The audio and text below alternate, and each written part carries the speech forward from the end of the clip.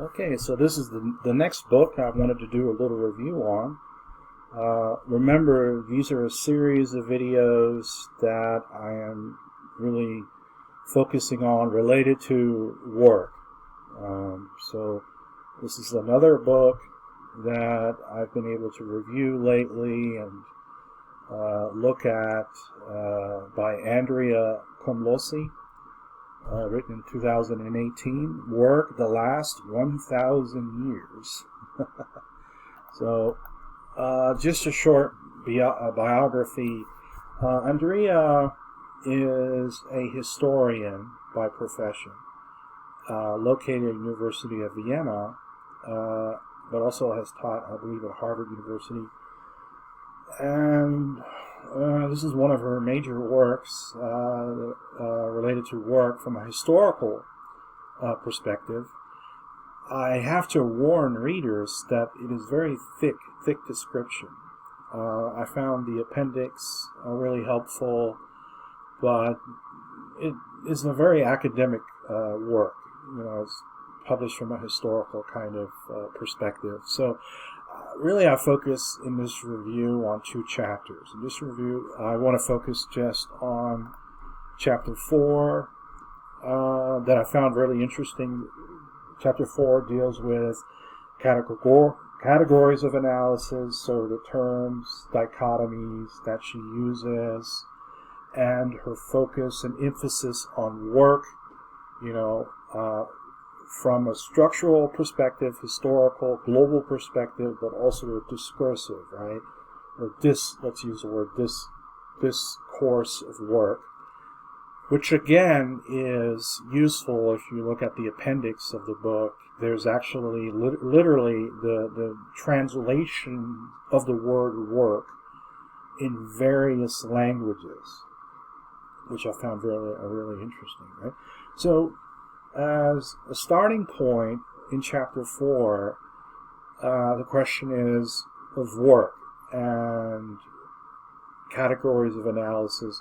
It would start, again, if you go back 1,000 years, you would have to emphasize the nature of subsistence work, work that is done just to survive, right? So the other kind of category of work that she focuses on is if people do work for a collective or a community, right, which moves away from the subsistent kind of work.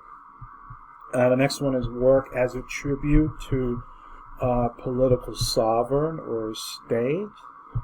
Okay, think of like feudalism, where people worked really for the king, for protection, right? And then increasingly with industrialization and the rise of the market, work which is more or less sold on the market, right? So she has these unique differentiations that she makes on work in that chapter. And this is also then divided into dichotomies of what kind of labor relations are we talking about. And I have, again, 2 slides on this. So on this side, on the right side, work that is independent, right? Think of self-employment. You have autonomy. You could get to decide how much work you want to do, when you want to do it. Or dependency, where people are forced to kind of do the work, right, in exchange for a livelihood or a place to stay. This distinction between free work and unfree work, or voluntary or involuntary work, paid work versus unpaid work, right? Work that's based on some kind of contract or is regulated, and work that's informal or is not based on any kind of contract. So these distinctions, I think, that are made in this chapter are important for further analysis.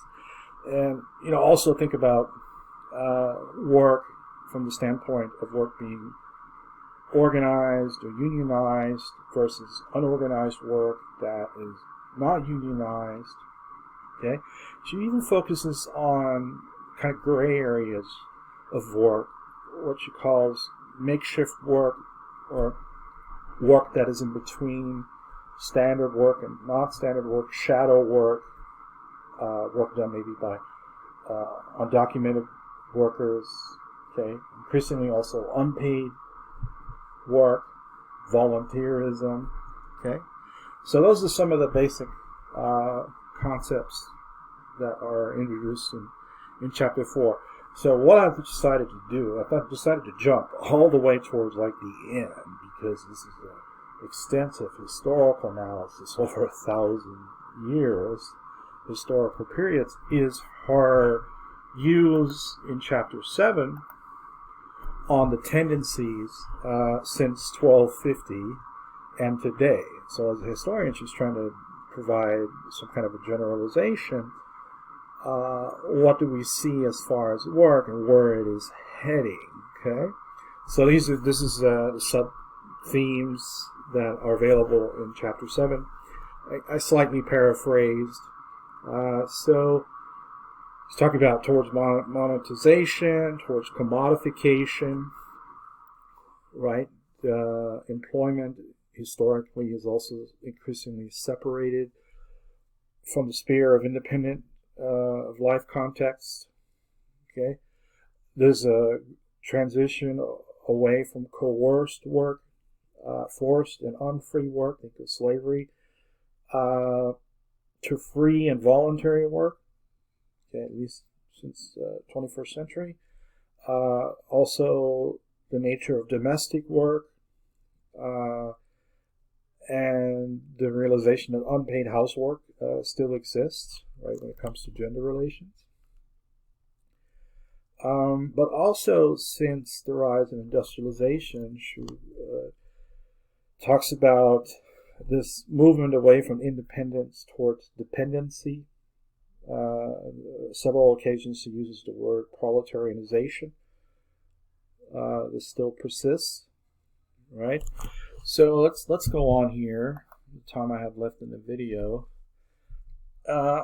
Something else I found interesting is she's talking about the ways in which work that was done on tributes is now replaced where people are paying rents to property owners, okay, directly.